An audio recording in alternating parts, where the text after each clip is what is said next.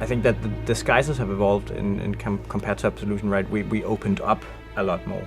So instead of having this one-to-one disguise rule, which was a way that made Absolution work because of the more linear approach to the checkpoints and all that stuff. I think that going towards a more open kind of disguise system, it loosens up the pressure on the player, where Absolution was a lot more about the cover-based stealth. And then once you got a disguise, you would still have to be very careful about how you moved about in the level. I think that now we've actually kind of embraced it in kind of a lot more. So disguises is a very useful tool. No matter what mission you're on, it's about figuring out, okay, which of these many disguises would actually be cool to have. It also makes the game less mechanical in a way, right? Yeah. Because by making disguises more powerful, there's also, when you do the right thing and become the right person, then there's way less pressure on you than perhaps some of our older games, right? Mm-hmm. And I think our players really take a liking to that, right? Because they actually did something cool. They became the bodyguard, they became the waiter, so let him enjoy that, right? Yes. Instead of just upping the stakes. So you did this, we'll just now we're going to punish you even more. Yeah. No, I also, I mean, in this whole feeling of people matter, I love that also. Typically in the levels there will be a disguise or a set of disguises, and around that for the targets we usually create some event or something where if you have the right disguise and you do the right thing, they will actually respond to that. And it could be anything from being a psychiatrist in Italy, and God knows our sort of scientist in Italy has some issues that he needs to talk about, and overhearing that as a psychiatrist is brilliant, which is really sort of down to that disguise. Or it could be in any other form that you know what you do now dressed as this person will actually matter and change the target behavior quite dramatically. One of the ways we change the disguises is that some of the disguises they actually allow you to perform certain actions. For instance, all the poisoning. So if you're a waiter, it's okay that you tamper with people's food even though they are next to you. But if you do it as the gardener, right, then something is clearly wrong and you shouldn't be touching that thing. Why is the gardener touching my soup?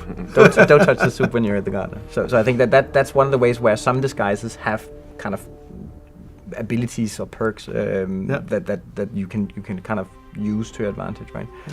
We also to that, and we also adding more fidelity to which particular disguises can carry which particular items. I mean, it's perfectly fine that a gardener is carrying a shovel, for example, but if you see a shovel in the hands of a waiter, for example, then that seems kind of odd, right? Yes, absolutely. So we try to add a little more fidelity there. Yeah, but also kind of the disguises in terms of accessing areas, right? Yes. Sometimes the door is guarded. Yes. And you can't enter as 47, but if you dress up as the waiter, then it's okay, but then you need to be frisked.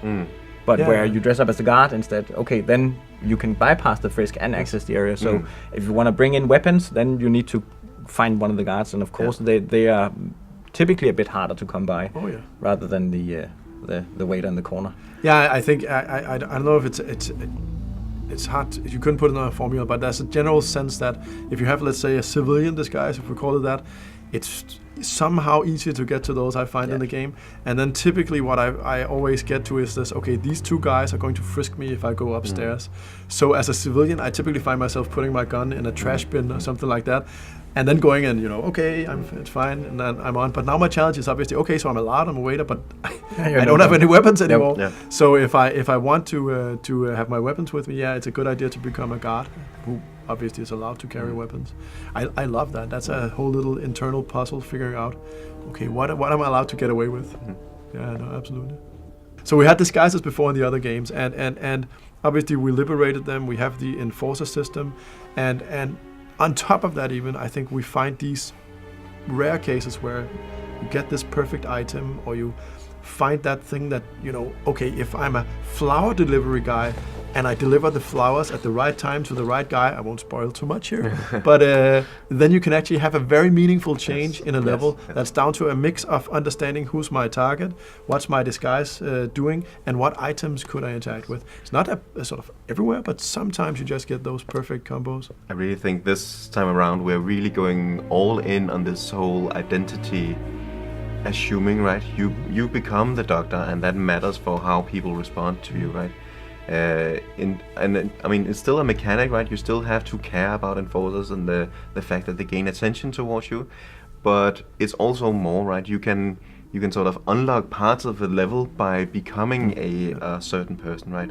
That's something we haven't quite done to that extent before, I think.